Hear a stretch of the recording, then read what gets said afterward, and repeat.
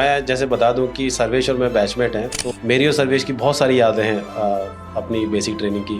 गुड़गांव में होती है, कादरपुर हमारा में। सर्वाइवल, तो ठंडी भी सबसे ज़्यादा पड़ती है वहाँ ठंडी में, और गर्मी भी सबसे ज़्यादा पड़ती है। और हमारा बैच भी, इफ़ यू रिमेंबर, तो हमारा बैच गर्मियों में शुरू हुआ था, एकदम एक्सट्रीम गर्मियों में। बिल्कुल। और सर्वाइवल भी हमारा एक्सट्रीम गर्मियों में हुआ था। बिल्कुल। तो नरक बना दिया जाता है आपकी ट्रेनिंग। लेकिन Gadchiroli is very strategic Naxalism के पॉइंट ऑफ व्यू से, उनके पॉइंट ऑफ व्यू से, नक्सलाइट्स के। नया एक्सपोजर ये होता है कि you get to serve in the area जहाँ गवर्नमेंट के रिप्रेजेंटेटिव बस आप हैं। कहा जाता है जहाँ न पहुँचे रवि वहाँ पहुँचे कवि, तो वो सीआरपीएफ जहाँ न पहुँचे रवि वहाँ पहुँचे सीआरपी। वर्दियाँ चेंज होती रहती हैं, आपका मोटिव वही रहता है कि you want to serve the country. Exactly. और फौज आपको ये सिखाती है कि किसी भी पोजीशन में आप जब सबसे ज़्यादा अपना दे सकते हैं। बाकी जगहों पे लीडर कहता है कि जो उसको काम दिया जाएगा वो करेगा।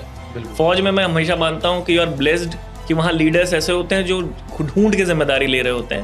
एब्सोल्युटली, बिकॉज जवान तो बैकबोन है, राइट? हाँ, मतलब अफसर ठीक है, लीडर है, दैट इज ओके। जवान ही है, जवान अफसर को अफसर जवान बनाता है। एग्जैक्टली वही। मतलब जो अफसर की वैल्यू है और जो अफसर कैसे काम करेगा वो जवान के ऊपर है। जवान अच्छा रहेगा, जवान में जोश है तो ऑब्वियसली अफसर भी मतलब बढ़िया काम करता है। हाउ डू यू सी कि वहाँ सीआरपीएफ कैसे काम कर रही थी और आपके कुछ ऐसे। जय हिंद एवरीवन, मैं राज शौरान और आप सभी का स्वागत करता हूँ मेरे पॉडकास्ट राज शौरान में। आज जो हमारे गेस्ट हैं वो मेरे बहुत ही प्रिय मित्र plus brother in arms, a practising lawyer in supreme court, plus national secretary, plus national spokesperson for youth from Samajwadi party.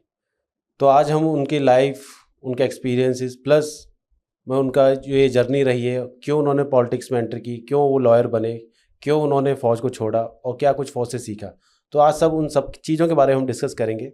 सो इसी प्रिटेक्स्ट पर I welcome Sarvesh. Thank you Sarvesh for being here. I know कि आपका schedule बहुत busy रहता है और मैं podcast काफ़ी टाइम से आपके साथ प्लान कर रहा था बट वो नहीं हो पा रहा था। So thank you very much भाई। Thank you for being me here भाई। जय हिंद सबको, और थैंक यू सो मच कि कम से कम यहाँ बैठ के आपसे बात करने का मौका मिलेगा इतने दिनों बाद। थैंक यू भाई, प्रिविलेज इज़ माइन कि आप आए, बिकॉज आई नो कि आप आने वाले टाइम में बहुत ऊंचाइयाँ छूने वाले हो। फौज ने काफ़ी ऊंचाइयाँ पहुँचाई हमें, फिर सोचते थे कि नीचे कैसे आएंगे। चलो नाइस। सो भाई I will start with one question कि आपकी फैमिली में फोर्सेस से कोई नहीं है, राइट? नहीं। जैसे मेरी फैमिली में लोग थे बट मेरा कोई सपना नहीं था फौज में आने का। तो मैं ऑडियंस को बताना चाहूँगा कि जब हमारी ट्रेनिंग शुरू हुई थी तो Sarvesh was one of the youngest. इससे एक 2-3 महीने और छोटा था, एक शैलेंद्र करके है, वो ही इज स्टिल सर्विंग। तो these both of these officers are youngest in our batch. इन्होंने 21 साल की उम्र में यूपीएससी सीएपीएफ एग्ज़ाम क्लियर किया और 21 साल की उम्र में इन्होंने फ़ौज को ज्वाइन किया। तो ये हमारे बैच के सबसे यंगेस्ट ऑफिसर थे। तो सर्वेश, मैं जानना चाहूँगा कि फ़ौज में कैसे, मतलब ऐसा तो नहीं कि आसमान से गिरे खजूर पर अटके या कुछ प्लान था, कैसा था? इंजीनियरिंग कॉलेज में था। इंजीनियरिंग कॉलेज के, हालांकि वर्दी का शौक मुझे लगता है कि थोड़ा सा जनरल स्टेटमेंट है, लेकिन हर इंसान को किसी न किसी पॉइंट ऑफ टाइम पे होता है। उसमें से मैं भी, कोई अपवाद नहीं था, मुझे भी था। और हालांकि फ़ौज में कोई नहीं रहा है डायरेक्टली ऐसे, बट आप देखते देखते शौक ऐसा होता है। माय फादर वाज अ जज इन बिहार जुडिशरी। लेकिन इंजीनियरिंग करते करते और पुलिसिंग देखते हुए, लोगों को देखते हुए, अपने आसपास के हालात देखते हुए हमेशा शौक होता था कि आप देश के लिए कुछ करें। और लास्ट ईयर में एग्ज़ाम दिया यूपीएससी सीएपीएफ। कुछ गलतियां बचपन में ही होती हैं, तो बचपन की गलती, लेकिन वो गलती ऐसी है कि मैं ज़िंदगी भर हर बार करना चाहूँगा, हर जन्म में करना चाहूँगा, और इसलिए। हाँ, ओके ग्रेट। तो सर्वेश का जो फर्स्ट अटैम्प्ट था और जो मेरा फर्स्ट अटैम्प्ट था उसमें फ़र्क ये है कि सर्वेश का पहला और फर्स्ट अटैम्प्ट था, मेरा फर्स्ट और लास्ट अटैम्प्ट था। तो सर्वेश और मेरे में ये फ़र्क है, सर्वेश एकदम जो एंट्री होती है उसमें आ गए थे, मेरा जो एग्जिट वाला जो लास्ट अटैम्प्ट था मैं तब आया था। तो सर्वेश, मैं जानना चाहूँगा, because the thing is that कि आप भी एक यूथ को मेंटर करने में लगे हुए हैं, स्पेशली सीएपीएफ के एग्ज़ाम्स के रिगार्डिंग और भी एग्ज़ाम्स के रिगार्डिंग। मैं भी हेल्प कर रहा हूँ लोगों की। तो I always get this question कि सर कैसे प्रिपेयर करें। और चलो मेरे पास तो ये है कि मैंने जॉब करने के बाद मैं बाद में आया, आप तो बिल्कुल कॉलेज टाइम में थे। बिकॉज मेरे पास बहुत क्वेश्चंस ऐसे आते हैं कि भाई कि सर मैं प्रिपेयर करना चाहता हूँ सीपीएफ एग्ज़ाम के लिए या सीडीएस के लिए, तो मैं कैसे प्रिपेयर करूँ? तो आपकी तरफ से आपकी क्या स्ट्रेटजी थी जो आपने इतनी जल्दी पेपर क्लियर कर लिया? मैं आपको एक एग्जांपल देता हूँ और I am sure you would connect to it. हमारी CAPF में फिजिकल एग्जाम होता था जिसमें लॉन्ग जंप का एक पोर्शन होता है। राइट। उसमें 3 अटेम्प्ट्स होते हैं। राइट। और मैं बताता भी अपने स्टूडेंट्स को कि उसमें सबसे ईजीएस्ट अटेम्प्ट जो होता है वो फर्स्ट अटेम्प्ट होता है, क्योंकि जैसे ही आप पहली बार बहुत आसानी से कूद जाएंगे आपको पता भी नहीं चलेगा प्रोसेस। दूसरी बार आपको प्रेशर बढ़ेगा आपके ऊपर, तीसरी बार और ज़्यादा प्रेशर होगा, तो आपके फेलियर के चांसेस बढ़ते जाते हैं eventually. Same goes with preparation. आप जब शुरुआत में ही पूरी मेहनत लगा के कर लेते हैं तो एक तो आपको डर नहीं होता, दूसरा आपके पास खोने को उस समय कुछ नहीं होता, और आपकी जो दिमाग की शक्तियां होती हैं मुझे लगता है उस समय ज़्यादा होती हैं, क्योंकि आपके भाई अगेन डर नहीं होता। तो मैं कॉलेज में था, I started preparing for it. College में CDS, AFCAT और CAPF ये तीनों एग्जाम मैंने लास्ट ईयर में दिए थे और तीनों क्लियर हुआ था मेरा। उसका रीज़न बस ये था कि मैं थोड़ा सा पहले जग गया था। और आप जब शुरुआत पहले कर देते हैं तो हमेशा आपके चांसेस जो है जीतने के ज़्यादा होते हैं। तो एक वो तरीका था। दूसरा, आपकी तैयारी, मैं फिर कहता हूँ सिविल सर्विसेज हो, CAPF हो, एक ही साल का प्रोसेस है ये पूरा। जिस साल आपको सफलता मिलती है वो उसी साल की मेहनत से मिलती है। अगर आपने डेडिकेशन उस साल दिखाया है, ऑनेस्टी दिखाया है, तो इतने बड़े एग्जाम्स हैं नहीं है और आराम से हो जाते हैं क्लियर, कोई बहुत बड़ा मुद्दा है नहीं। और कॉलेज के साथ या फिर शुरुआती फर्स्ट अटेम्प्ट में चांसेस हमेशा ज़्यादा होते हैं। राइट। ओके, एक्चुअली सर्वेश, मैंने ना कहीं सुना था, एक ब्यूरोक्रेट थे तो वो बोल रहे थे कि जो इंडियन जो एग्ज़ाम्स स्पेशली सिविल सर्विसेज हो गए, CAP, जो UPSC, सो गवर्नमेंट को कोई हाईली इंटेलिजेंट लोग नहीं चाहिए। हाँ, वो ब्यूरोक्रेट का वो था। मुझे हाँ, नहीं, मैं उनका वो बता रहा हूँ कि हाँ, बहुत इंटेलिजेंट लोग नहीं चाहिए कि भाई हाँ, साइंटिस्ट लेवल के लोग चाहिए उनको। नहीं, उनको एवरेज इंटेलिजेंस वाले लोग चाहिए हाँ, ताकि वो अच्छे से काम कर सके। बिल्कुल क्योंकि हाईली इंटेलिजेंट लोगों के लिए वो जो एस्पिरेशंस है वो गवर्नमेंट कभी मीट नहीं कर पाएगी। बिल्कुल सही बात बोली उन्होंने। तो मतलब लोगों का, मैं इसलिए क्वेश्चन मैंने इसलिए पुटअप किया, लोगों को लगता है कि गवर्नमेंट एग्जाम जो क्लियर करते हैं, जो अफसर्स बनते हैं, वो बहुत सुपर इंटेलिजेंट लोग होते हैं। देखिए, बात ये है कि मैं एकदम उनकी बात I would second it, because मुझे हमेशा लगता है कि अगर मुझे एक सिस्टम में थोड़ा सा बदलाव करने को मिले, द डे आई मतलब मुझे मौका मिले कानून में कुछ ऐसे चेंजेस लाने का, तो मैं इस एग्ज़ाम जो ये तरीका है इसमें थोड़ा सा बदलाव चाहूँगा। क्योंकि आपको देखिए, एक पॉजिटिव साइड है कि आप अफसर बन जाते हैं 21-22 साल में, आपके पास जनरेशनल वेल्थ कितनी है उससे कोई फ़र्क नहीं पड़ता, पिताजी क्या करते हैं उससे कोई फ़र्क नहीं पड़ता, आपको वो सब मिल जाता है जो उस उम्र में चाहिए। ये पॉजिटिव साइड है। बट नेगेटिव साइड आप देखें तो आप, जो भी बच्चा बहुत ब्राइट दिखता है बचपन में, और ये हम आसपास देखते हैं, specially my side of the country, आप अगर यूपी, बिहार, इन सब जगहों पे देखेंगे तो जो सबसे तेज बच्चा दिखाई देता है वो कोशिश कर रहा होगा कि वो साइंटिफिक एक्सपेरिमेंट करे, हम उसे बांध देते हैं कि ये तो कलेक्टर बनेगा, ये अफसर बनेगा। जबकि ये आप धीरे धीरे इवेंचुअली आप अपनी उम्र के साथ सीखते हैं कि ये है एवरेज लोगों का काम। एवरेज मतलब एवरेज को मैं डिमीन नहीं कर रहा हूं, लेकिन ये एक ऐसा काम है जो बना हुआ है। आप लीग से हटके जब कुछ बड़ा करते हैं तो आपने उससे वो छीन लिया कि तुमको यही करना है। ये प्रोटोटाइप जो है कि पहले होता था डॉक्टर इंजीनियर बनेगा, उसके बाद हो गया कि अब IAS बनेगा या अफसर बनेगा, क्लास 1 अफसर बनेगा।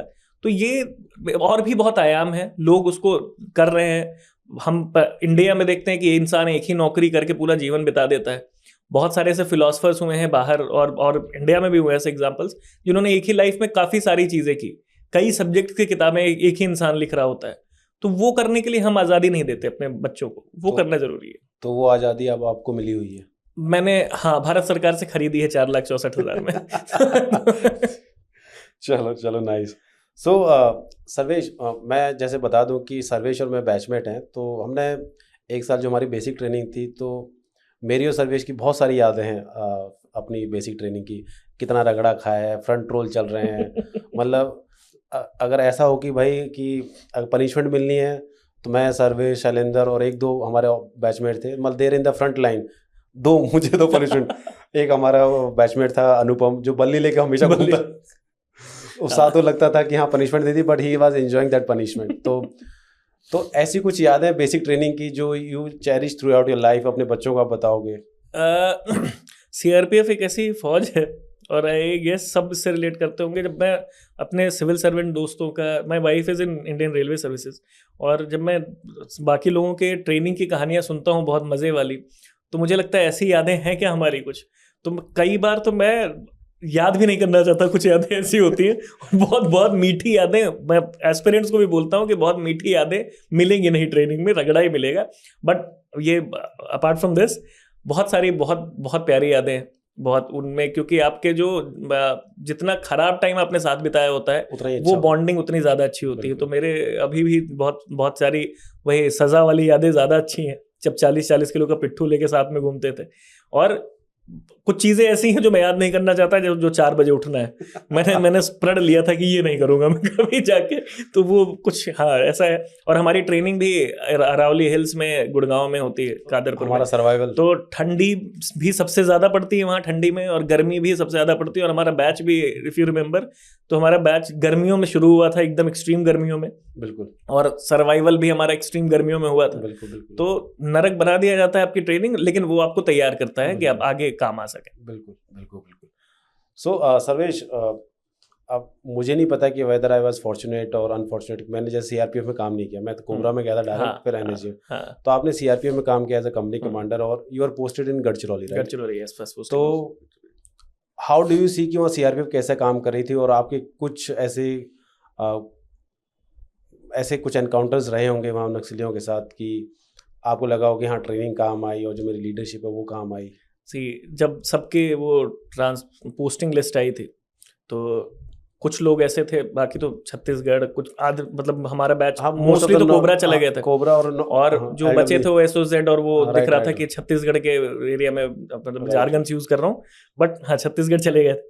और मैंने देखा कि हम दो तीन ऐसे लोग थे जो गढ़चिरौली जा रहे थे, और गढ़चिरौली के बाद लिखा था, हमने गूगल किया गढ़चिरौली है कहाँ, तो मुझे दिखा महाराष्ट्र। मैंने कहा ये मुंबई के आसपास है, हमने ऐसा क्या जुगाड़ लगाया कि हमें मिल रहा है।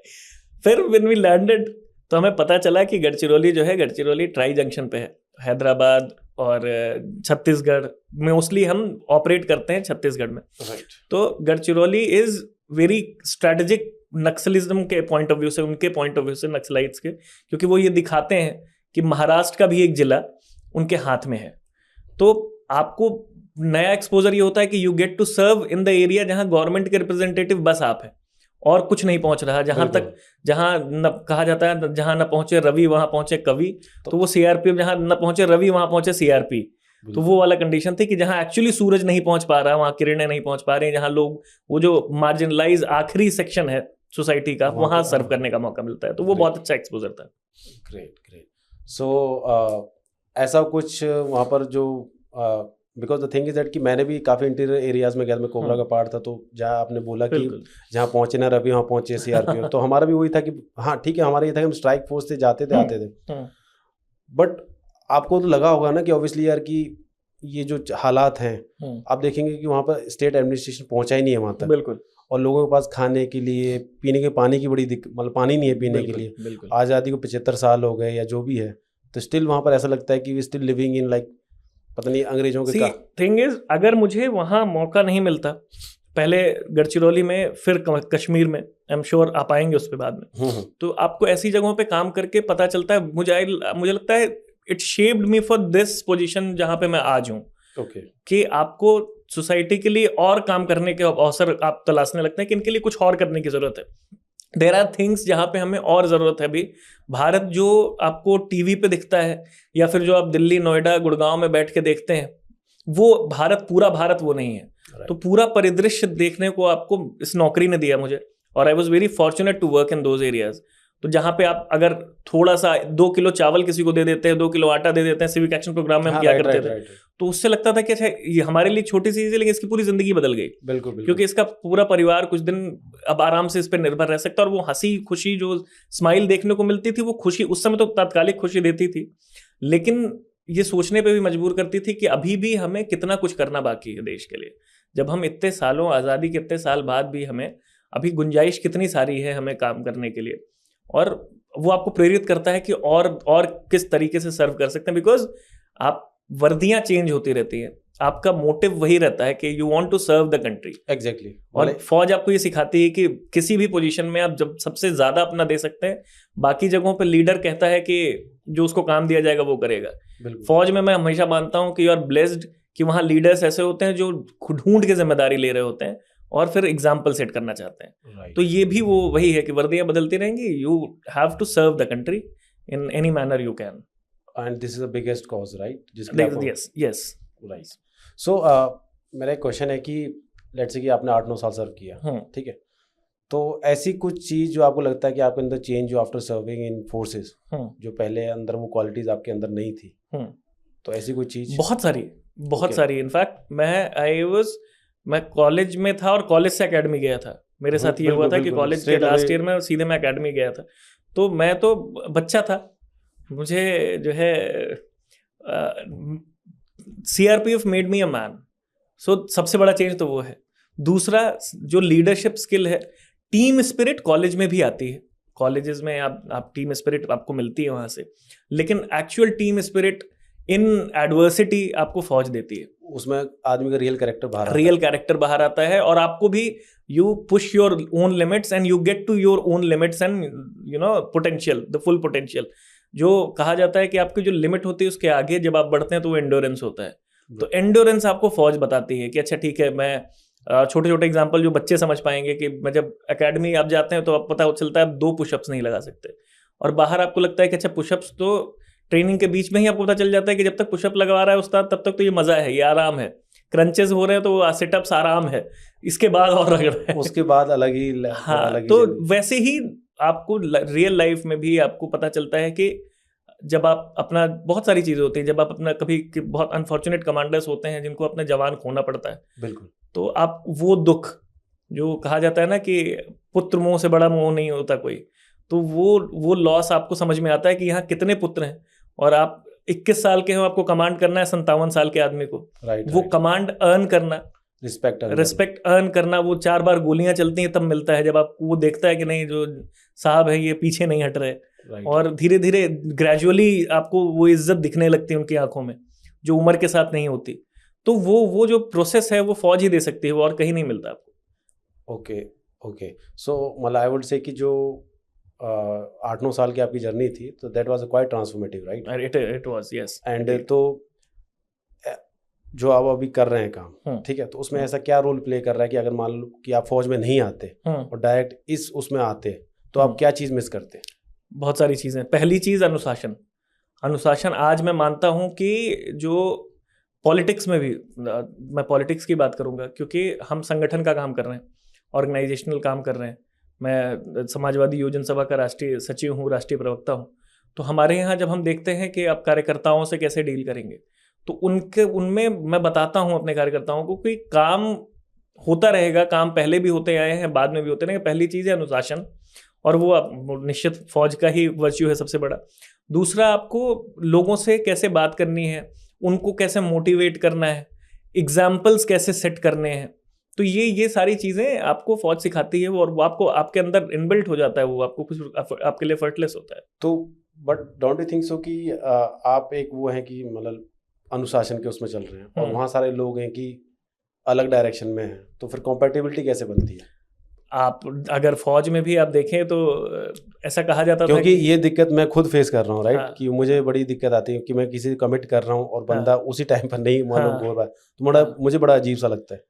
होता ये है कि आपको धीरे धीरे जब आप कमांड भी करते हैं तो आपको हर जवान एक जैसा नहीं होता। हाँ, एब्सोल्युटली। वहाँ भी आपको बहुत डिफॉल्टर्स मिलते हैं, लेकिन आपको पता होता है, एक दो ऑपरेशंस आप करेंगे तो आपको लगेगा कि ये जो एकदम ही किनारे अनुशासित नहीं दिखता था आपको, या बहुत पार्टिसिपेटिव नहीं दिखता था, ये गोली सबसे आगे जाके चला रहा है। बिल्कुल। और वो आपके लिए सबसे बड़ा एसेट है। तो आपको, और ऐसा नहीं है कि उसके बाद वो अनुशासित हो जाएगा, तो आपको एयर मार्क करना पड़ेगा। धीरे धीरे आप पोटेंशियल देखते हैं लोगों का कि अच्छा ये इसको डील करने का अलग तरीका है। हर इंसान से when you drive on a road, तो हर गाड़ी के लिए आपकी स्ट्रैटेजी अलग होती है कि ये सामने से आ रही है तो इसके लिए ऐसा करना। वैसे ही हर इंसान के लिए स्ट्रैटेजी आपकी अलग होती है, हर जवान के लिए अलग होती थी यहाँ भी हर इंसान के लिए, कोई कम बोलता है, कोई ज़्यादा बोलता है, कोई कम सुनता है, धीरे समझता है।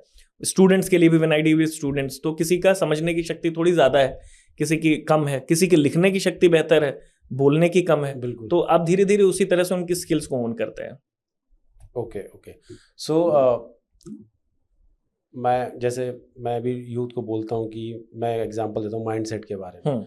तो आपका क्या थॉट है कि जो कोई भी एस्पिरेंट है, कोई भी एग्जाम के लिए प्रिपरेशन कर रहा है, सिविल सर्विसेज हो गया है, कोई भी डिफेंस एग्जाम हो गया, कोई भी XYZ जो भी है, तो क्या माइंडसेट होना चाहिए एक आदमी का जब during his preparation? Because thing is that कि जो प्रिपरेशन वाला, एक तो जैसे आप जैसे लकी हो गए कि जिन्होंने कॉलेज टाइम में क्लियर कर लिया, तो घर वालों की चिक सुनने को नहीं मिली। बहुत सारे लोग ऐसे होते हैं जो कॉलेज पास आउट करने के बाद दे स्टार्ट प्रिपरेशन, और वो घर से बाहर रह रहे हैं, फैमिली उनको सपोर्ट कर रही है और सफलता नहीं मिल पा रही है, तो उनको प्रेशर वगैरह बहुत रहता है। ठीक है, तो उन लोगों के लिए क्या है आपके लिए राय? देखिए, मैं हमेशा कहता हूँ, और आप बेहतर जानते होंगे इसको, कि ये जो प्रिपरेशन है सिविल सर्विसेज की या फिर यूपीएससी एग्जाम्स की या डिफेंस एग्जाम्स की, इसको इतना टफ इसीलिए बनाया गया है क्योंकि ये एग्जाम क्लियर करने का टेस्ट हो ही नहीं रहा है। ये आपके उसी मेंटल टफनेस को टेस्ट कर रहे हैं कि क्या इस एग्जाम को क्लियर करने के बाद जो असली चैलेंज आपके सामने आने वाला है, क्योंकि ये 2% भी नहीं होता जो आप रियल लाइफ में देख रहे होते हैं। बिल्कुल। और आपको फिर लगता है कि ये तो बहुत आसान एग्जाम था, और टफ होना चाहिए था, क्योंकि यहाँ लाइफ जो है ये बहुत टफ है। तो आपको उसके लिए, अब when you think on these lines कि आप जिस चीज़ की तैयारी कर रहे हैं वो और टफ जिंदगी है, उसके लिए आपको ये जो तैयारी है, फिर when you start loving the process, embracing it, तो तैयारी आसान हो जाती है। अगर आप जब तक आप इसको मेरे लिए सबसे बड़ा हाईलाइट मेरी लाइफ का था कि मैं यूपीएससी इंटरव्यू देने गया था। मुझे आज भी सबसे अच्छा दिन वो लगता है। वो वर्दी और वो सब अच्छी चीज़ें हैं, बहुत बहुत बढ़िया यादें हैं, एनकाउंटर्स, वो सब आई रिलिश। बट सबसे ज़्यादा जो अच्छा दिन मैं मानता हूँ अपने लाइफ का, वो तब था जब मैं धौलपुर हाउस यूपीएससी बिल्डिंग में खड़ा था और यूपीएससी इंटरव्यू, क्योंकि बचपन से वो सपना था कि यूपीएससी इंटरव्यू ऐसा होता है, ऐसा होता है। तो आपको उस प्रोसेस से प्यार करना पड़ेगा और आपको तैयारी करनी पड़ेगी कि आपकी लाइफ जो है वो बहुत टफ होने वाली है। इसके बाद आपकी डिसीजन मेकिंग इतनी ज़्यादा इस हर दिन, और आपके एक निर्णय पे सही में लाशें गिर सकती हैं। बिल्कुल। आपकी जिंदगी, आप लोगों की जिंदगी, हमारे यहाँ तो कोई रीटेक होता नहीं है। कोर्ट्स में when you work, district court में एक फैसला दिया, वो हाई कोर्ट में रिव्यू होगा, वो उसके बाद सुप्रीम कोर्ट में रिव्यू होगा, फिर पार्डन के लिए राष्ट्रपति महोदय के पास जाएंगे लोग। हमारे यहाँ तो कुछ नहीं है, आपने एक बार कहा फायर तो आप फायर हो गया, और वहां उसके बाद फिर कोई और रिव्यू होना नहीं है। तो इसलिए जो मैं हमेशा कहता हूँ कि जो the best of the minds get to fire, get to work with the weapons. And वर्दी के लिए इंसान, छोटा सा एग्जांपल देता हूँ कि बहुत सारी ऐसी कैटेगरीज होती हैं एग्जाम्स में जहाँ पे आप कहीं भी कोई ऐसा स्पेशल एबिलिटी आपके पास है, स्पेशल डिसेबिलिटी जिसको कहते हैं, स्पेशल, तो उसके लिए भी आपके एग्जाम्स में, सिविल सर्विसेज में आपको कई बार आप रिजर्वेशंस होते हैं, तो you get to selected in different post. आप आईएएस हो सकते हैं, आप कुछ और हो सकते हैं। यूनिफॉर्म कहीं भी, चाहे वो पुलिस हो, चाहे वो आर्मी हो, चाहे सीएपीएफ हो, अगर आप में एक भी कमी है किसी भी तरह की, ईश्वर ने अगर की है, तो आप यूनिफॉर्म नहीं पहन सकते। बिल्कुल। You have to be flawless to wear the uniform, to don it. So ये बहुत बड़ी जिम्मेदारी होती है जो आपको मिलती है। You get to trained not to fire, आप रिस्ट्रेन मेंटेन करने के लिए ट्रेनिंग होती है। गोली AK-47 आप सिविलियन को दीजिए, वो चला देगा, तब तड़ा के चला देगा। बिल्कुल। नहीं चलाने की ट्रेनिंग ये फौज देती है। आपको मेंटली इतना टफ बनाती है कि आप रिस्ट्रेन मेंटेन कर सकें। आप 15,000 की भीड़ के सामने 10 लोगों को लेके कश्मीर में खड़े हो, पत्थर आ रहे हो, फिर भी आप एक मुस्कान रखते हुए आराम से चुपचाप बैठे हो कि ये थोड़ी देर में खत्म होगा। You don't fire upon them. Right. That is what force teaches you. Right. So how was your tenure in Kashmir? Beautiful it is. So I have, मैं comparison करूँ गढ़चिरौली और कश्मीर वाला, so how will you put it? Kashmir, see, this is the beauty of CRPF में assistant commandant बनने पे मैं इसलिए किसी और नौकरी से ज़्यादा खूबसूरत नौकरी CRPF, क्योंकि मेरा थोड़ा सा वो भी होगा, बेंट होगा, ऑब्वियसली काम किया है। हर नौकरी अपनी अपनी जगह बहुत इंपॉर्टेंट है, बट CRPF को क्योंकि मैंने जिया है, और CRPF को, और मैंने बाकी नौकरियां भी देखी हैं बहुत करीब से, मेरी फैमिली में अलग अलग नौकरियों में लोग हैं। CRPF में एक ही असिस्टेंट कमांडेंट, सोचिए मैं गढ़चिरौली गया, वो अलग थिएटर है। बिल्कुल। फिर वहाँ से आप सीधे कश्मीर, 2016 में बुरहान वानी के टाइम पे जब उसका एनकाउंटर हुआ, उसके बाद एयरलिफ्ट किया गया हमें। और मुझे 3 घंटे का समय दिया गया था कि गढ़चिरौली से निकलो और नागपुर पहुंचो, 2 कंपनियां लेके तुम्हें जाना है श्रीनगर। और मुझे तब तक कोई आइडिया नहीं था कश्मीर में क्या होता है, तो आई वाज एयरलिफ्टेड। वो डकोटा होता है एक, वो बहुत, तो हम लेके गए और श्रीनगर एयरपोर्ट पे उतरे, बाहर निकलते ही पत्थरबाजी शुरू, और आपको समझ में नहीं आता अब इसका क्या करना है। इससे पहले तो हम गोलियां चलाते थे नक्सल एरिया में, यहाँ गोली भी नहीं चला सकते। तो पूरा मॉडस ऑपरेंडी वहाँ चेंज हो जाता है आपका। तो इसलिए ये, और फिर मैंने 2017 में जाके मणिपुर इलेक्शंस कराए, फिर यूपी इलेक्शंस कराए इसी टाइम पे, अब दोनों के इलेक्शंस में ही मॉडस ऑपरेंडी चेंज हो जाती है। तो ये वर्सेटैलिटी किसी और नौकरी में आपको विश्व में नहीं मिल सकती जो सीआरपीएफ में मिलती है। राइट, मतलब हर एक थिएटर की और हर एक थिएटर की डिमांड अलग है, हर एक थिएटर में आपका काम करने का तरीका अलग है, हर जगह आपसे कुछ और एक्सपेक्टेड होता है जो आप टाइम के साथ सीखते हैं। जैसे अर्बन वॉरफेयर और रूरल वॉरफेयर आप देख रहे होते हैं, जंगल वॉरफेयर, अर्बन वॉरफेयर आप देख रहे होते हैं, तो वो एक दिन में 24 घंटे में मैंने बदलाव देखा है। तो without any specific training for it. Right. हाँ, तो इसलिए बट आपकी बेसिक ट्रेनिंग ऐसी होती है कि आप कर लेते हैं इजीली। और थिंग इज दैट कि ऐसा मतलब मैंने तो ये इतना वो फेस नहीं किया बिकॉज मैं कोबरा में था, तो मेरे चीज़ें क्लियर थी कि क्या करना, खेल ही अलग था। हाँ, तो हमारा खेल ही अलग था। बट जैसे आप थे कि भाई कभी इधर इलेक्शन है, कभी उधर इलेक्शन है, कभी किस थिएटर में आप चले गए। बिकॉज थिंग इज दैट कि यार मैं जब कभी झारखंड ऑपरेट कर रहा हूँ तो मैं अलग तरीके से ऑपरेट कर, जब मैं छत्तीसगढ़ में ऑपरेट करता तो मेरी मॉडस ऑपरेंडी चेंज हो जाती थी। तो यहाँ तो हालात बदल गए, जज्बात बदल गए वाला चीज़ हो जाती है। एक्चुअली होता क्या है कि मैं आजकल देखता हूँ चेंजेस कि लोग ये कहते हैं कि सीआरपीएफ खराब नौकरी है क्योंकि बहुत रिस्क है। अच्छा, अब you get to hear from people कि सीआरपीएफ इसलिए, बाकी सब अच्छा है लेकिन रिस्क बहुत है ना। तो आपको लगता है कि अरे वर्दी भी पहननी है, रिस्क भी नहीं चाहिए, और फिर आपको लगता है कि नाम भी पूरा चाहिए, फुल इज्जत चाहिए लेकिन काम नहीं करना है। तो वर्दी पहनने का मतलब ही आप सेनापति वही हो सकता है जो युद्ध करेगा, बिल्कुल, राजा वही होगा जो युद्ध करेगा, नहीं तो फिर बाकी तो बाबू हैं। तो अगर बिल्कुल एक्शन ही ना मिले तो फिर नौकरी, फिर वर्दी क्यों पहन रहे हो, कुछ और बहुत सारे काम है करने को। बिल्कुल सही बात। तो वो वही डिफरेंट बनाता है। और सीआरपीएफ में आज भी, और मुझे लगता है 20 साल, अगले 20 साल तक भी मैं कहता हूँ कि जो भी एस्पिरेंट सीआरपीएफ ऑप्ट करेगा उसको एक्शन की कमी तो नहीं होगी। हर दिन हैपनिंग होगा, हर दिन एक्शन होगा, कभी बोर नहीं हो सकता इंसान वहां पे। राइट। तो आई से कि ऐसी 3 चीजें जो आपको सीआरपीएफ या सीएपीएफ में अच्छी लगती है और 3 चीज जो खराब हो। अच्छी ये लगती है कि मैं अपने पर्सपेक्टिव से बोलूंगा, एक्शन। हाँ, बिल्कुल फुल ऑफ एक्शन, हर दिन हैपनिंग। आप वो जब भी मेट के गीत बन जाएंगे कुछ दिन बाद कि बाबा जी थोड़ी सी कम हैपनिंग बना दो जिंदगी, तो आपके पास काम ही काम होता है और बहुत अच्छा काम होता है। दूसरा, आपकी लाइफ बहुत अच्छी होती है। यू गेट मुझे लगता है बहुत ही सारी फैसिलिटीज जो एक ऑफिसर को चाहिए वो मिलती है, जो सुविधाएं चाहिए, जो इज्जत चाहिए, जितनी इज्जत मिलनी चाहिए वो मिलती है। You get to command the best of the people. सबसे बहादुर लोगों को कमांड करने का जो मजा होता है ना, वो कहीं और नहीं मिलता। कि you get to command the tigers there, वो सबसे जो है जुझारू लोगों को कमांड करने का मौका मिलता है। And third is you get to serve in the area जहां लोग पहुंच भी नहीं पाते। राइट, आप वहां सर्व करते हैं और वहां पे वो वाली फीलिंग आती है कि हाँ आप उन्हें भगवान है टाइप के। तो वो जो अलग आपको वो तबका सर्व करने का मौका मिलता है जहां पे और कोई नहीं पहुंच पाता। तो आप गवर्नमेंट ऑफ इंडिया के वो एजेंट होते हैं जो उनके लिए वहां पहुंचते हैं जहां कोई और नहीं पहुंच रहा। बिल्कुल। और आप कनेक्शन स्टैब्लिश करते हैं वहां पे जहां और कोई नहीं पहुंच रहा। राइट। खराब चीजों पे अगर मैं आऊं तो सीएपीएफ में बहुत सारी चीजें अभी की जाने की गुंजाइश है। ओके। जैसे आप जब देखते हैं कि जवानों को रिस्पाइट नहीं मिल रहा, अभी भी उनके शिफ्ट्स इतने ज्यादा हैं, इतने ज्यादा ओवरबर्डन है काम से। स्पेशली अब सीआरपीएफ की बात कर लें, सीआईएसएफ की बात कर लें, शिफ्ट्स इतनी ज्यादा होती हैं। सीआरपीएफ को तो मैंने कमांड किया तो मुझे पता है कि आप कश्मीर में अगर हैं तो अमरनाथ यात्रा चल रही है, फिर आपको आरओपी ड्यूटीज चल रही हैं वहाँ पे, कॉन्वॉय आ रही है तो उसके लिए आरओपी करनी है, रोड ओपनिंग करनी है आपको, तो 24 घंटा उनका काम चल रहा होता है। रेस्ट एंड रिकूप है नहीं। हाँ, आपके पास लोग कम होते हैं, जवान कम होते हैं, छुट्टियां आप टाइम पे नहीं दे पाते। बहुत सारे जो हमें वादे किए गए थे अभी तक हो नहीं पाए, वो होना चाहिए था 100 दिन की छुट्टी, और उनके लिए परिवार नहीं उनका साथ रह पाता। जवान परिवार से इतने दिन दूर होते हैं, साल के 10 महीने अगर वो दूर है घर से, तो बहुत सारी समस्याएं आती हैं जो वो नहीं कर पाता।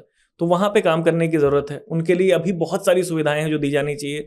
जवानों का प्रमोशन बहुत स्लो है, अफसरों का भी स्लो है, लेकिन जवानों का बहुत स्लो है, और वो बहुत अलार्मिंग है। क्योंकि अगर मोटिवेशन उनके पास नहीं होगा तो जिसके नाते अभी बहुत सारे आप देखेंगे कि सुसाइड्स बढ़ती जा रही हैं, इंफेटिसाइड बढ़ती जा रही है, Right, जिनको right. एड्रेस करने की बहुत जरूरत है। बिकॉज एब्सोल्युटली, बिकॉज जवान तो बैकबोन है, राइट? हाँ, मतलब अफसर ठीक है, लीडर है, दैट इज ओके, मतलब वो है, जवान ही है, but- जवान अफसर, अफसर को अफसर जवान बनाता है। एग्जैक्टली वही, हाँ। मतलब जो अफसर की वैल्यू है और जो अफसर कैसे काम करेगा वो जवान के ऊपर है। जवान के जवान ऊपर अच्छा है, रहेगा, जवान में जोश है, तो ऑब्वियसली बिल्कुल। अफसर भी मतलब बढ़िया काम कर बिल्कुल पाएगा। बिल्कुल। तो जवानों के लिए बहुत कुछ किए जाने की जरूरत है, और अभी हमें बहुत सारी गुंजाइश है। अभी जैसे अभी पिछले साल फैसला आया था माननीय दिल्ली उच्च न्यायालय का ओल्ड पेंशन के लिए सीएपीएफ के, ओके, कि उनको पुरानी पेंशन, क्योंकि arm force of the nation है वो आर्टिकल 246 के तहत, तो उनको भी आर्म फोर्सेस के तहत ही ओल्ड पेंशन में ही रखा जाए, न्यू पेंशन में न लाया जाए। बहुत लंबी लड़ाई लड़ी थी हम लोगों ने, और माननीय दिल्ली उच्च न्यायालय ने फैसला भी किया था, लेकिन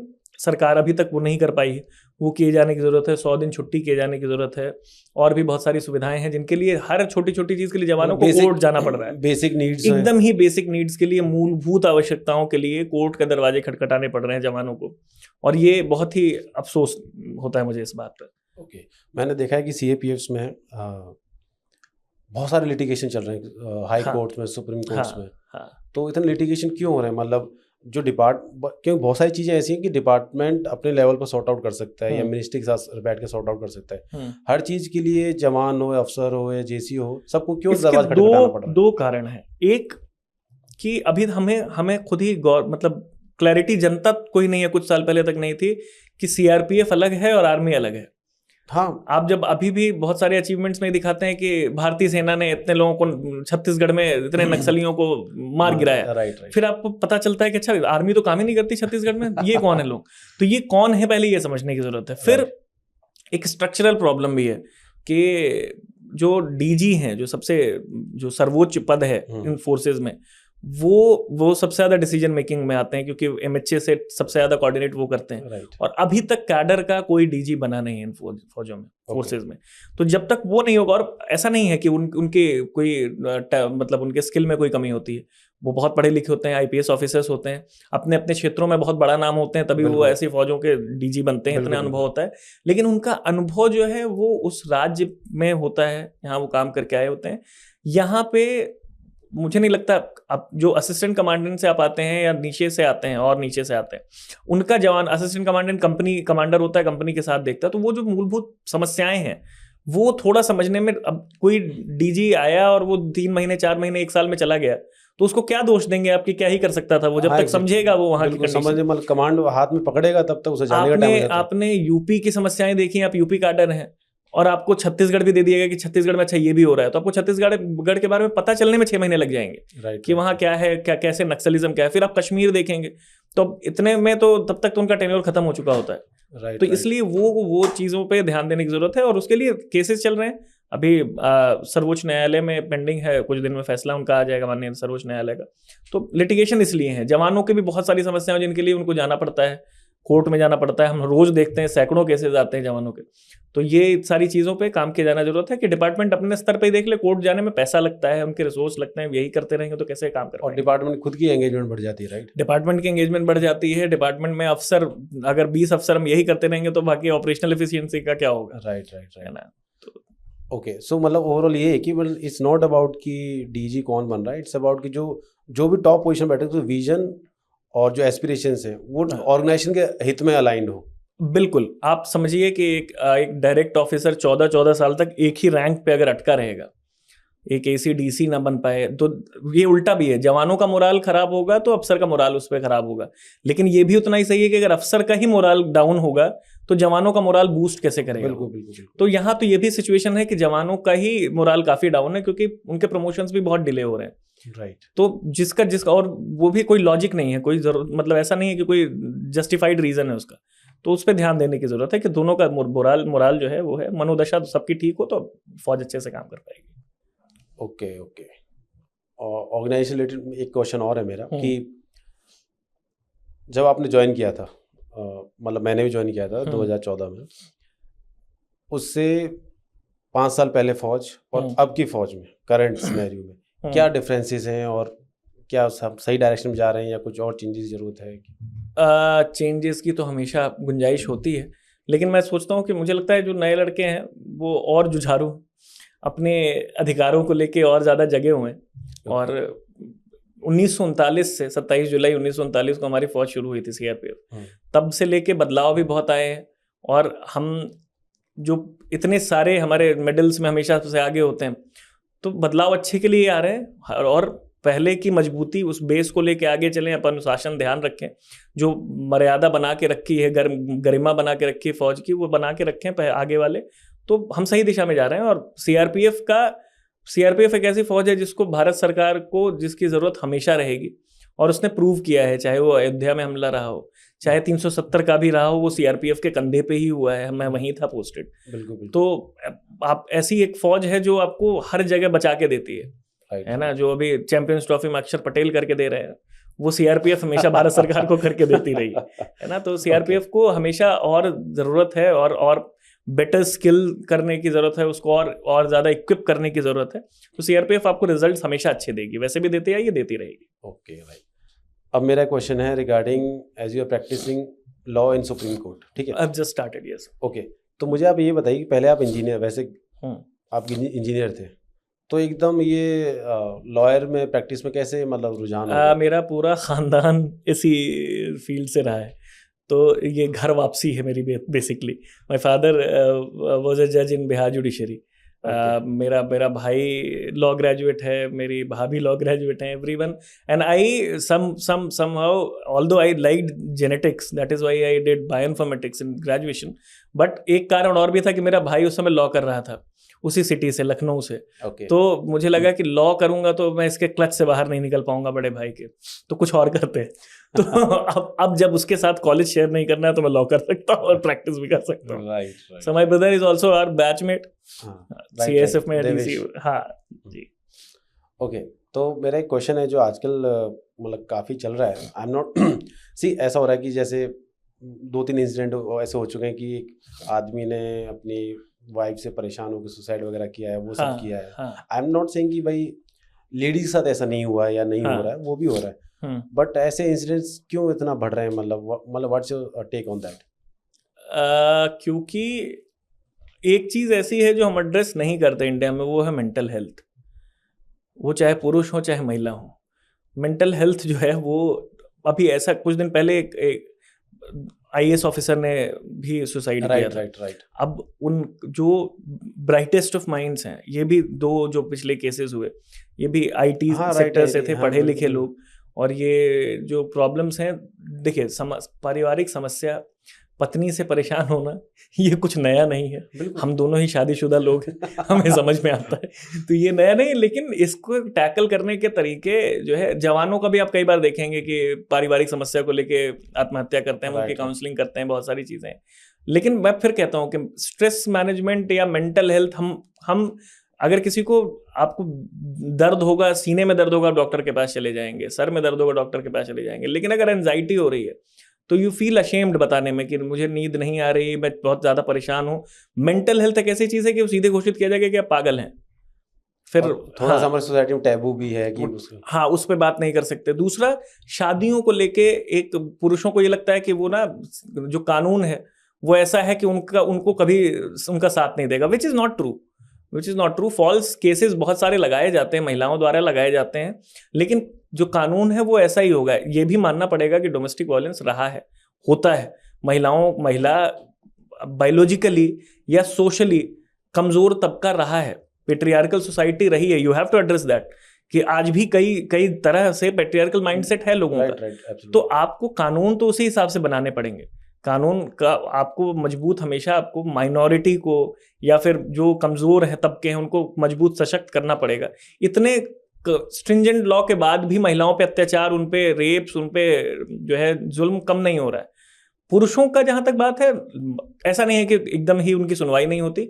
फॉल्स केसेस लगते हैं तो पुरुष बचते भी हैं। अगर इट इज़ फॉल्स तो कोर्ट आपके लिए खड़ी है, कानून आपका साथ देता है। हो सकता है कि वो थोड़ा सा बेंट है, मैं भी मानता हूँ कि महिलाओं के प्रति है, लेकिन मैं ये भी मानता हूँ कि ये गलत नहीं है, रहना चाहिए ये। क्योंकि आपको जैसे रिजर्वेशन है, रिजर्वेशन पे बहुत सारे विवाद होते हैं।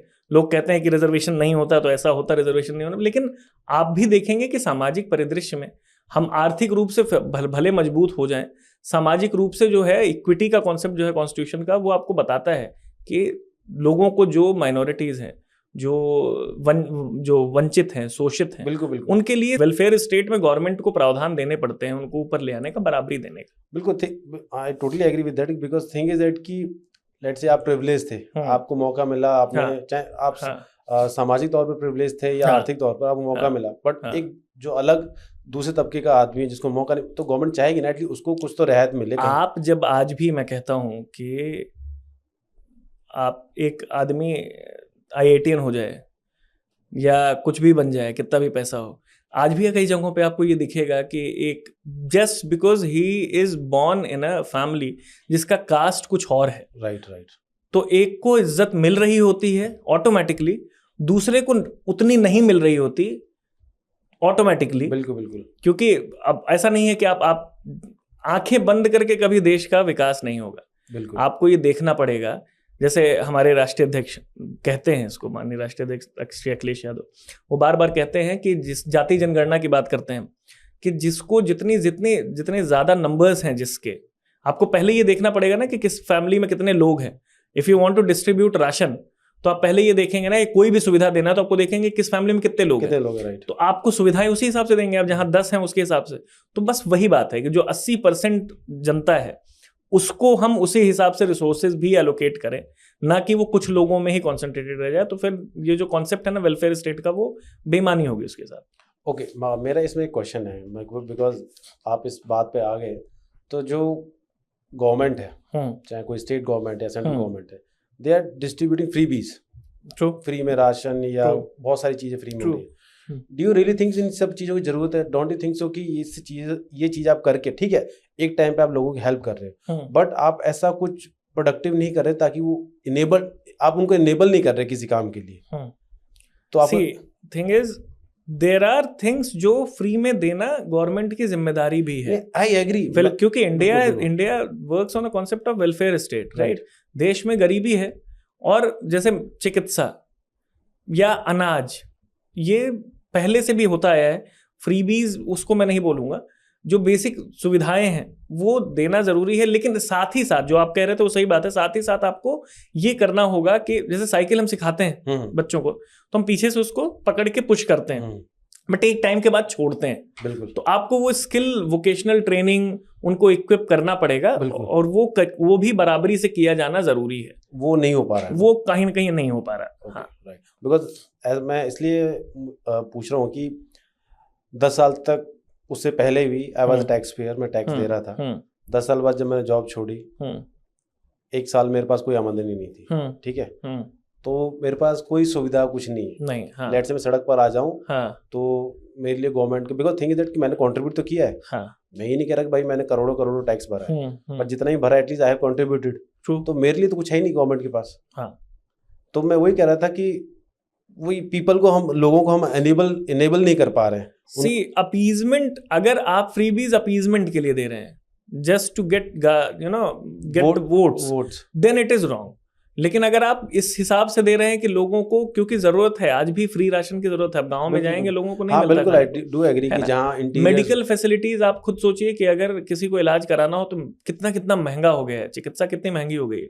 अगर वो फ्री नहीं मिलेगी लोगों को और अच्छी नहीं मिलेगी तो लोग नहीं बचेंगे। तो यूपी में जैसे हमें करना पड़ा था, हमारी सरकार थी 2012 से 17, अखिलेश यादव जी चीफ मिनिस्टर थे, तो एम्बुलेंस सेवा फ्री थी, एक कॉल पे एम्बुलेंस आती थी। आज भी, अब तो उसको काफ़ी खराब कर दिया गया है, बट आज भी वो है। तो ऐसी सुविधाएं आपको करनी पड़ती हैं, कुछ चीज़ें आपको जनता के लिए करना पड़ता है कि उनको बेरोजगारी भत्ता भी देना होता है, और ये फ्रीबीज नहीं है, ये वेलफेयर स्टेट का कॉन्सेप्ट है। आप अगर इसको देखेंगे कि एक टाइम पे जनरल टिकट 50 रुपए का लेके एक आदमी गोरखपुर से बंबई तक चला जाता था, तो और अब आप प्राइवेटाइजेशन जितना ज़्यादा बढ़ता जा रहा है, डायनेमिक प्राइसिंग जैसी आती जा रही है, आप जनरल डब्बे ही खत्म करते जा रहे हैं, आप केवल AC कोचेज होंगे। अब वही 4000 का टिकट लेके वो आदमी नहीं जा पाएगा उतनी दूर। तो ये हर चीज़ प्रॉफिट मेकिंग नहीं होती, आपको कुछ चीज़ें नुकसान पे भी चलानी पड़ेगी गवर्नमेंट का, आपको ध्यान देने के लिए। लेकिन वो आपको, दिस इज सोशलिज्म, आपको सबका ध्यान देना पड़ेगा। राइट, चलो ठीक है। सो मेरा ये क्वेश्चन इसलिए पूछ रहा हूँ कि बिकॉज लोग जॉब छोड़ते हैं अपनी, जैसे मैंने नौकरी छोड़ी तो मैं अपना कुछ बिजनेस सेटअप कर रहा हूँ या कुछ भी कर रहा हूँ, बट आप ऑल टुगेदर डिफरेंट लाइन में कैसे चलेंगे? Politics, Y politics? बिकॉज ऐसे तो मतलब बहुत ही रेयर केसेस होते हैं कि लोग अपनी जॉब, सरकारी नौकरी छोड़ी और पॉलिटिक्स में चले गए। ऐसी जगहों पे काम करके आपको पता चलता है कि बहुत सारा और काम किया जाना है।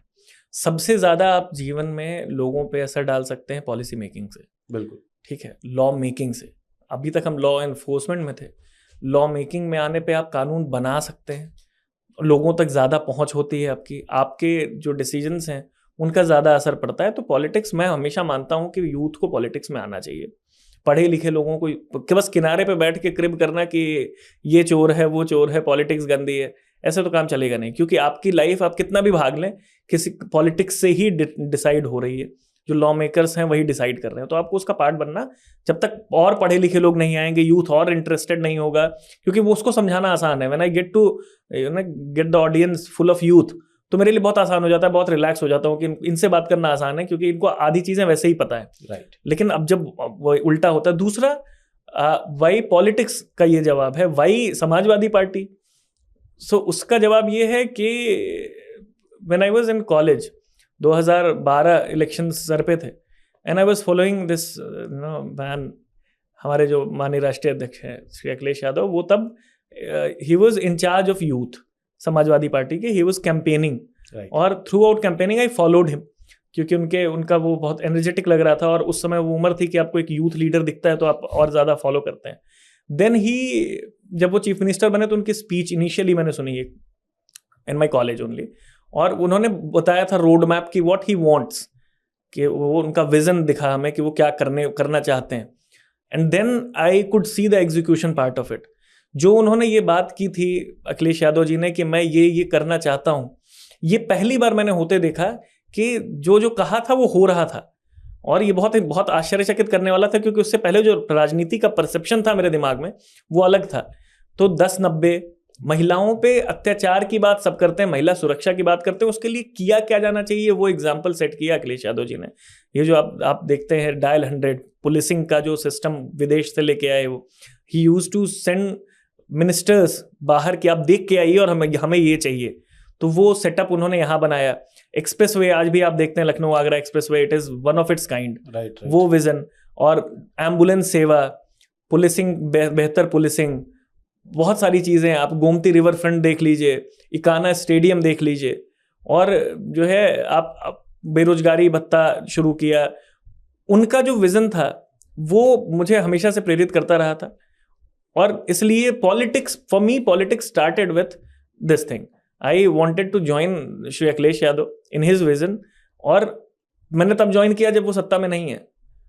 मैंने इंस्पायर तब हुआ था जब वो सत्ता में थे, मैंने उनका काम देखा था। राइट। और आज भी आप जब कार्यकर्ताओं से बात करेंगे तो आपको सुनने को मिलेगा कि जैसे हम इलेक्शंस, मीरापुर इलेक्शंस में ड्यूटी थी हमारी उपचुनाव में, तो जब वो आते हैं तो कहते हैं अरे तुम लोग अपनी फैमिली से मिलने गए, फैमिली इंपॉर्टेंट है, उनके पास जाया करो। ही कैन, आप जब 100 लोग बैठे होंगे तो ही कनेक्ट्स विथ एवरी पर्सन। वो एक एक इंसान को नाम से जानते हैं, उनसे बात करते हैं, उनकी फैमिली के बारे में बात करते हैं, और उनको चिंता होती है कि ये क्या होगा। और ये एक नेता में सबसे बड़ा गुण होता है कि वो समझ पा रहा है, उसके अंदर एक हृदय है, वो वो कम दिखता है लोगों में, उनके अंदर दिखता है। और वो वही हमें एक बार उनसे मिल लेने पे जो कार्यकर्ता के अंदर एनर्जी आती है ना, that is something very magical about him. Right. मैं इस चीज़ में totally I will correlate with him, because मेरा अखिलेश यादव जी के साथ कोई बड़ा, मैंने बहुत लंबा काम नहीं किया, एक आधी ड्यूटी की है मैंने उनके साथ एनएसजी के दौरान। हाँ, एनएसजी के दौरान। तो आपने उस टेबल के उस साइड रह के की है, मैंने इस साइड रह के किया, बट आई कैन टोटली से कि ही इज़ अ वेरी, मतलब लविंग प्लस चार्मिंग कह सकते हो। बहुत जॉली टाइप रहते हैं, हंसमुख टाइप्स में है। और इवन चलो, मतलब यूजली मैंने देखा है, जैसे मैंने और भी वीआईपी साथ की है, तो वो सिक्योरिटी के साथ कोई ज़्यादा बात या मजाक कुछ नहीं करते, but he used to do that. See, thing is, he is, अब यही बता रहे हैं आप, आपने हमसे, जब मैं नहीं था पॉलिटिक्स में, जब हम नौकरी में थे, तो हम भी तब भी बात की हमने कि दिस मेक्स हिम डिफरेंट। उनका इंगेजमेंट लोगों को, लोग कहते हैं एक्सेसिबिलिटी इतनी आसान है, आज भी he is, Samajwadi party is the 3rd largest party अगर आप सीट्स के हिसाब से लोकसभा में देखें तो। अभी तो सबसे बड़ा विपक्ष का चेहरा अखिलेश यादव जी हैं। उसके बाद भी अगर आप मिलना चाहें उनसे, तो हो सकता है सुबह से शाम तक आप चाहें और आप मिल लेंगे, कोई भी एक कॉमन इंसान। लोग कहते हैं मुख्यमंत्री भी थे तो एक्सेसिबिलिटी उनकी उतनी ही थी जितनी आज है, और ये उनको महान बनाता है। उनको अगर आपका मुद्दा जेन्युइन है तो he is up for it. हर चीज पे बोलना, कोई वाद जितने तरह के हैं ना, कोई इज्म उस आदमी से छुआ नहीं है, कोई ना जातिवाद, ना कोई किसी तरह का डिस्क्रिमिनेशन। शिक्षित आदमी, मिलिट्री स्कूल से पढ़े, उसके बाद फिर इंजीनियरिंग की, फिर इन्वायरमेंटल इंजीनियरिंग में मास्टर्स किया ऑस्ट्रेलिया से, और वो दिखता है, उनका विजन दिखता है, उनका जो है फ्यूचरिस्टिक अप्रोच दिखता है, वो चीज़ों को कैसे सुनते हैं, समझते हैं, वो उनको अलग करता है। और निश्चित रूप से 2027 में सरकार बनेगी और अच्छे से काम करने को जब देखने को मिलेगा तो वो और अलग बनाएगा, लोगों को और समझ में आएगा कि अखिलेश यादव एक्चुअली हैं क्या। चलो, hopefully I will pray for your success. Thank you. And मेरा इसमें क्वेश्चन है कि जैसे आपने भी कहा कि यूथ को आना चाहिए, बट मुझे ऐसा लगता है कि एंटरिंग इनटू पॉलिटिक्स उसके खुद के बहुत सारे बैरियर्स हैं। मतलब इतना इजी नहीं है पॉलिटिक्स में जाना, प्लस में पॉलिटिक्स इतना ओपन सिस्टम, इतना ओपन भी नहीं है जी। कि ऐसा नहीं कि भाई मैंने एग्जाम दिया और मैं क्वालिफाइड फॉर दैट। तो इस चीज को कैसे हम, मतलब आपके अकॉर्डिंग ऐसे क्या होना चाहिए कि यूथ प्लस जो वेटरन्स हैं साथ में मिलकर काम कर पाए? Because I can really see कि भाई यूथ में भी हो सकता है नीचे, मतलब कुछ हो सकता है, फोर्स का वेटरन भी यूथ ही होता है। नहीं, आई वुड से कि मतलब कि आप जैसे लोग बहुत ही कम है, ठीक है ना। जो मैं पॉलिटिक्स में कहूँगा कि जो दिग्गज हैं वो 40 साल के ऊपर, 45 साल के ऊपर वाले हैं सारे। तो यूथ की एंट्री के लिए मतलब व्हाट डू यू सजेस्ट कि क्या क्या होना चाहिए, या है अभी एग्जिस्टिंग सिस्टम में, या कुछ चेंजेस होने चाहिए सिस्टम में?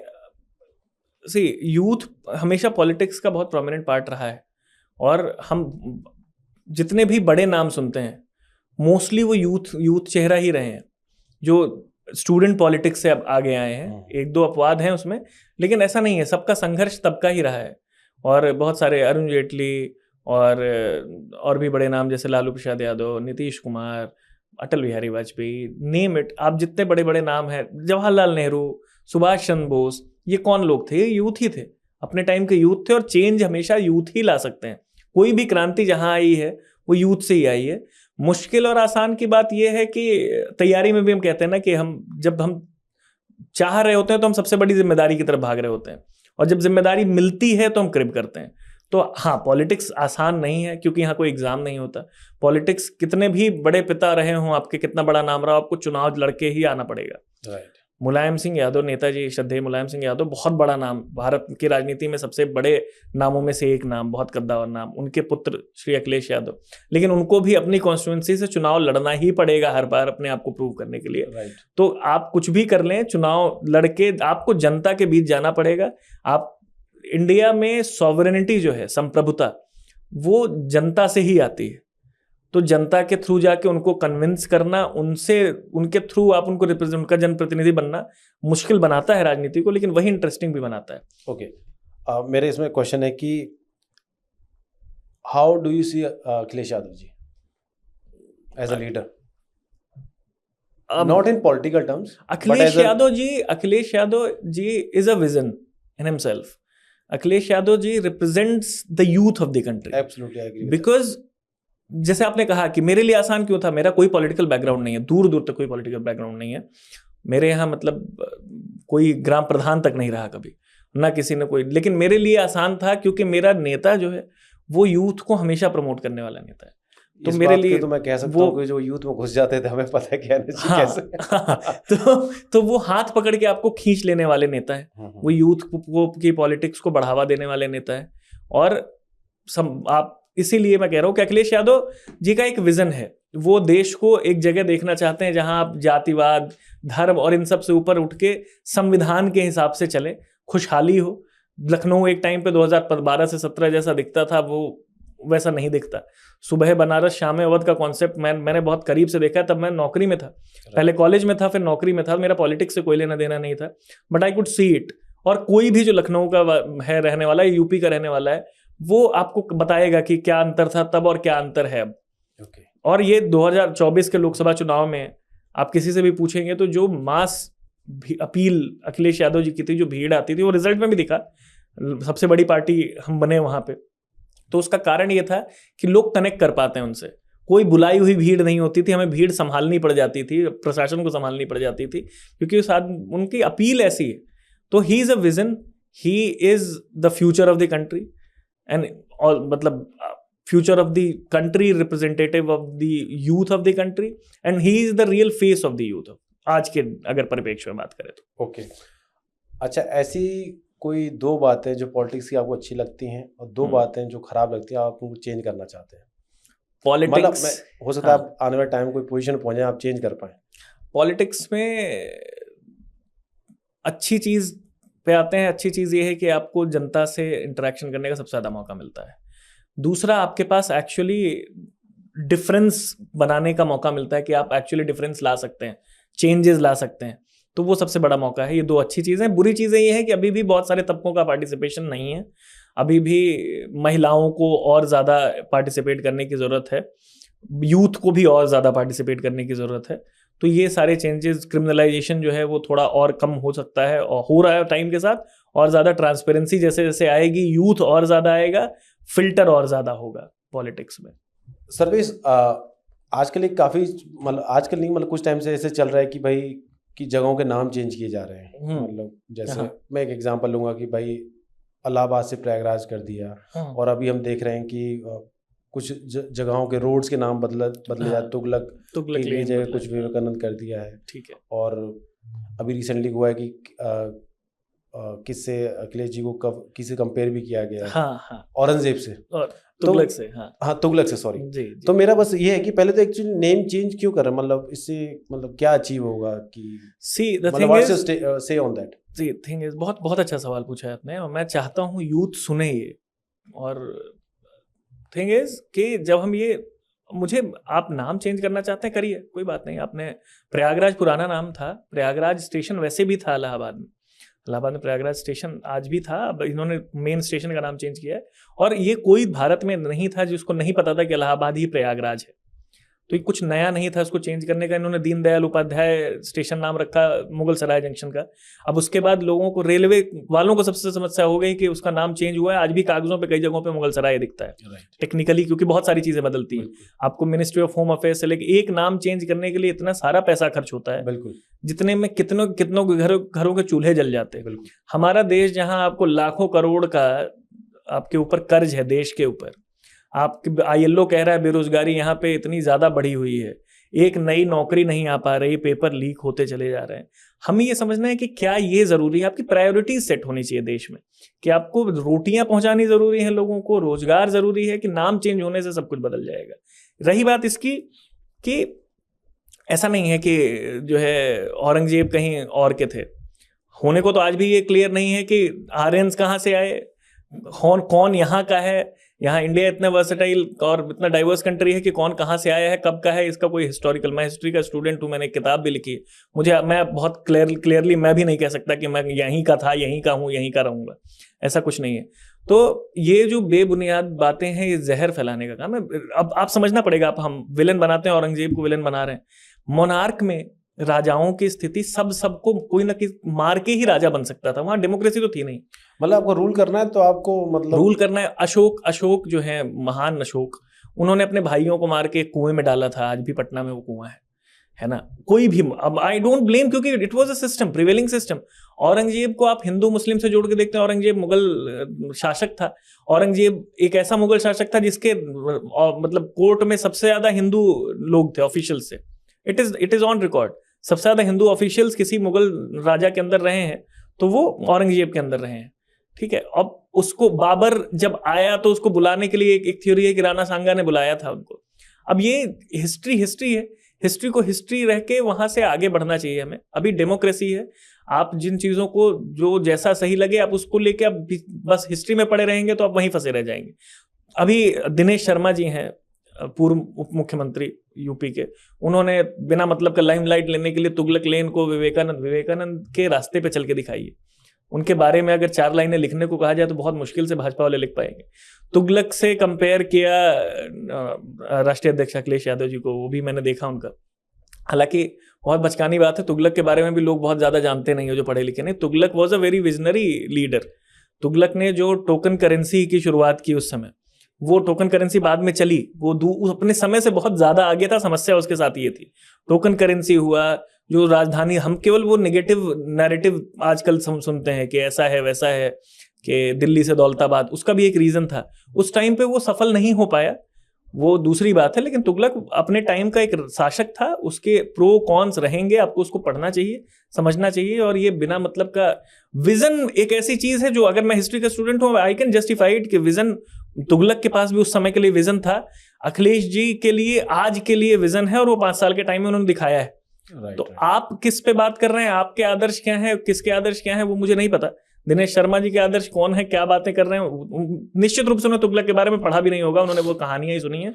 लेकिन सच्चाई ये है कि आपको समझना है, आपको आगे बढ़ना है। सड़क किसके नाम पे है से ज्यादा जरूरी है कि सड़क होनी जरूरी है जगहों पे। भारत में बहुत सारी जगहों पे सड़कें बन नहीं पा रही हैं, हम उस पर फोकस करें तो ज्यादा अच्छा है। सड़कों के नाम कुछ भी हो, क्या ही फर्क पड़ेगा। बिल्कुल बिल्कुल। मैं तो इन जनरल में यही कहूंगा कि चाहे कोई भी शासक है रहा है, तो ऑब्वियसली उसका रूल करने का तरीका रहा है। बिल्कुल। और ऐसा कुछ कोई भी मतलब, बिकॉज थिंग इज दैट कि अगर आपको रूल करना है तो कुछ गलत काम भी आपको करने पड़ेंगे, अच्छे काम भी आप करोगे। तो दैट इज अप टू कि आप किस पे ज्यादा फोकस करें। एक ही एक्ट को एक हिस्टोरियन अच्छा बताता है, दूसरा हिस्टोरियन गलत बताता है। मतलब वही है ना कि जैसे हम बोलते हैं ना अपनी लैंग्वेज की, once there's is someone smartest, मतलब वो तो रहेगा ही रहेगा। तो मतलब मैं इसमें एक चीज और ऐड करना चाहूंगा कि चलो ये वो नाम चेंज करने वाला हो, अभी भी बहुत सारे ऐसे लोग हैं कि एक जाति है राजस्थान में है, उदयपुर साइड में हो, कालबेलिया करके है, उनको अब तक रिकॉग्निशन नहीं मिला है। हाँ। उनको अभी भी समाज से आउटकास्ट ही रहते हैं। हाँ। तो सोच लीजिए कि हमारी आज़ादी 75 साल से ज़्यादा हो गया है, वो अभी भी इस तरह उनके लोगों को क्या कहते हैं, दफनाने के लिए शमशान घाट पे अलाउड नहीं है। एक और इंटरेस्टिंग फैक्ट बताता हूँ आपको मैं, मैरिटल रेप इतने केवल भारत विश्व में 16 देश या 13 देश हैं जहां मैरिटल रेप क्रिमिनलाइज नहीं है। उसमें से एक भारत भी है, जो अपने आप को, जो भारत काफी बड़ा देश है। मैरिटल रेप में आज भी आप समझिए, ले मैन लैंग्वेज में बताता हूँ कि एक महिला अपने पति पे ये केस नहीं कर सकती कि उसका रेप हुआ है, क्योंकि मैरिटल रेप में जो है सेक्शन 375(2) पुराना वाला सब सेक्शन 2 ये कहता है कि पत्नी का कंसेंट इम्प्लाइड माना जाता है क्योंकि उसकी शादी हो चुकी है। हम अब तक उस पे चर्चा नहीं कर पा रहे हैं। हम बहुत सारे ऐसे मुद्दों पे चर्चा नहीं कर पा रहे हैं, लेकिन हमें स्टेशन बदल देने हैं, सड़कें का नाम बदल देना है, हम उसमें खुश हो जा रहे हैं। औरंगजेब ऐसा था, तुगलक ऐसा था। अरे भाई, अभी कौन जो जी रहे हैं उनका ध्यान दे लो, वो तो चले गए, बहुत सालों पहले चले गए। वहां अटके रहने से ये केवल ध्यान भटकाने का काम है। मुद्दा ये होता है कि जब भी आप ऐसी बात करेंगे कि बेरोजगारी बढ़ती जा रही है, भूखमरी बढ़ती जा रही है, लोग मर रहे हैं, स्टैम्पीड हो रहा है, तो वो एक नया शगुफा लाएंगे कि नहीं लो अब औरंगजेब के बारे में सुनो, लो अब तुगलक के बारे में सुनो, just to distract from their failures. They will give you another thing कि आप इसमें उलझे रहो। और देश उलझ भी रहा है कई मुद्दों में, लेकिन यूथ या नई पीढ़ी अब समझ रही है कि उसको रोजगार चाहिए, उसको ये वाला जो है पेपर लीक नहीं चाहिए। नौकरी मिलेगी तो किसी भी बीमारी, बेरोजगारी, गरीबी, भूखमरी, पेट्रोल का दाम, ये सब न जाति देखते हैं न धर्म देखते हैं, वो सबके लिए ये सबके लिए बराबर है। और यही होना भी चाहिए। हमारे देश को खूबसूरत ये डाइवर्सिटी बनाती है, ये बची रहनी चाहिए। और ये तभी बची रहेगी जब हम केवल एक किताब के आधार पर चलेंगे, वो है भारत का संविधान। वो काफी क्लैरिटी देता है। एकदम करेक्ट। तो सर्वेश, कुछ क्वेश्चन है वो रैपिड फायर है, तो आप शूट। हाँ, आपको सोचना नहीं है, जो मन में आ रहा है वो बताना। मैं इतनी देर से भी कुछ नहीं सोच रहा हूँ। So my first question is कि वन वर्ड जो आपकी जर्नी को डिस्क्राइब करता हो। Passion. Okay, nice. What is your biggest inspiration for life? My father. Toughest decision you have ever made? Marriage. Nice. A book that change your perspective? पहले मैं clarify कर दूं, घर जाना है वापस। Most beautiful decision also. Okay, he is saving his ass. A book that change your perspective? Wings of fire. Wings of fire, very easy. Yes. Okay, nice, great choice. The best advice you have ever received? मेरे पिताजी की पंक्तियां थी जो मैं तैयारी के time पे आगे लिख के रखता था। okay. परेशानियां ही बढ़ाती हैं साहस, मुसीबत से मिलती है मंजिल सुहानी, जो चंदन है शीतल झुलसते बदन को, बहुत मीठा लगता मरुस्थल में पानी, उसे जीत की क्या खुशी मिल सकेगी, कभी मात की चोट जिसने न खाई, कभी भी मिलन इतना दिलकश ना होता, जो लंबी ना होती यूं प्रिय से जुदाई। सो वो हमेशा बोलते थे कि जितना टफ रास्ता होगा उतनी अच्छी मंजिल होगी और मज़ा भी उतना ही आएगा. So this is the best Very lovely, advice. lovely, absolutely. One leadership quality you value the most.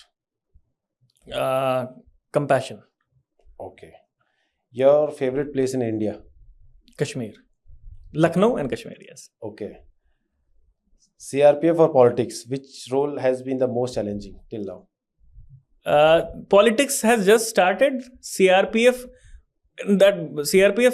was challenging, but it was beautiful because I opted for it. लेकिन हाँ, ऐसे फेजेस मैंने देखे हैं. 370 का टाइम देखा है, बहुत सारे ऑपरेशन ऐसे रहे कि हाँ, it was challenging. Yes, CRPF. Okay. अच्छा, एक ऐसा मतलब अगर आप अपने पुराने टाइम में जा पाओ, मतलब 21 साल, मतलब अभी से आपको टाइम मशीन से 21 साल में भेज दिया, तो क्या एडवाइस देना चाहोगे अपने आप को? जो कर रहे हो यही करो, बहुत बढ़िया है. No change. No change. No, Okay, absolutely. okay, I'm okay. very happy with what I did. Okay. So one message for the youth. Follow your dreams. और जितनी ज़्यादा, एक बहुत पुराना गाना है कि रात जितनी ही संगीन होगी सुबह उतनी ही रंगीन होगी, किसके रोके रुका है सवेरा, पल दो पल का है मेहमा अंधेरा. तो जो भी आपको सबसे बड़ा आपका एम है, आप उसको फॉलो करिए. क्योंकि इंसान कोई भी सक्सेस 2 बार पाता है, एक बार सपनों में, दूसरी बार हकीकत में. तो सपने देखने से कभी नहीं डरना चाहिए, कितना भी महंगा सपना हो. राइट. और ऐसी कोई गलती जिसको मतलब आप चाहते हो कि वो ठीक हो कर देता मैं? हाँ, मतलब कमी कोई भी कॉलेज में होती हैं गलतियाँ. मतलब वो गलतियों के नाम नहीं बताऊंगा.